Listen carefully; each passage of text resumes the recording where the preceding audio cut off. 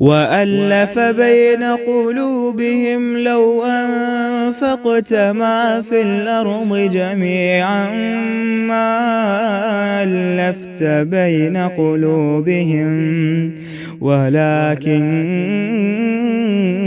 اللَّهَ أَلَّفَ بَيْنَهُمْ إِنَّهُ عَزِيزٌ حَكِيمٌ۔ اور دوسری بات یہ ہے کہ موسیٰ علیہ السلام اللہ کو نہیں دیکھ سکے کیونکہ اللہ کے وجود کی ایک ہلکی سی جھلک تھی۔ ذرا سے یہاں دل کو نرم کیجئے، یہ اصل میں رقت قلبی والی بات بتانے لگی، رقائق القلب۔ موسیٰ علیہ السلام پر اللہ کے وجود کی ایک جھلک پڑی اور وہ برداشت نہ کر سکے کیونکہ وہ اللہ کے وجود کا حصہ تھی۔ آج دنیا میں اللہ تعالیٰ کے وجود سے کون سی چیز ہے موجود؟ بل ہوا کلام اللہ۔ یہ جو قرآن ہے نا، یہ اللہ کا کلام ہے۔ یہ کلام دلوں پر اثر کرتا ہے۔ موسیٰ اللہ کے وجود کی جھلک برداشت نہ کر سکے تو بے ہوش ہو گئے۔ آپ اور میں کیسے روز 50 60 70 80 آیتیں پڑھ کے نکل جائیں ادھر سے اور ہمارے دلوں پہ اثر نہ ہو؟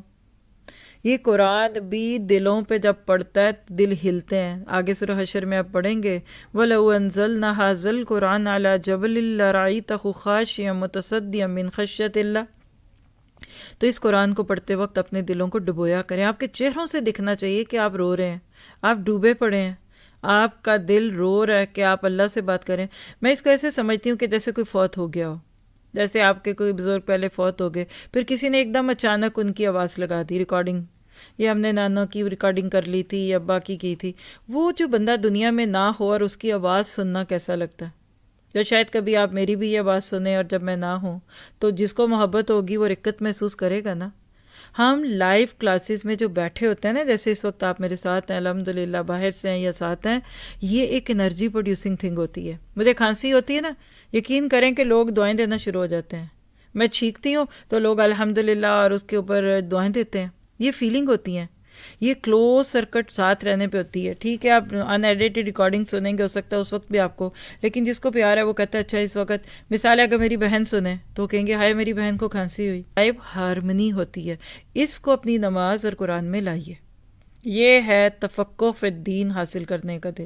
آپ چاہتے ہیں آپ کا دل لا یفقہون والی کیفیت میں نہ رہے تو نماز اور قرآن کو زندہ کیجیے، اس کے بغیر بات نہیں بنے گی۔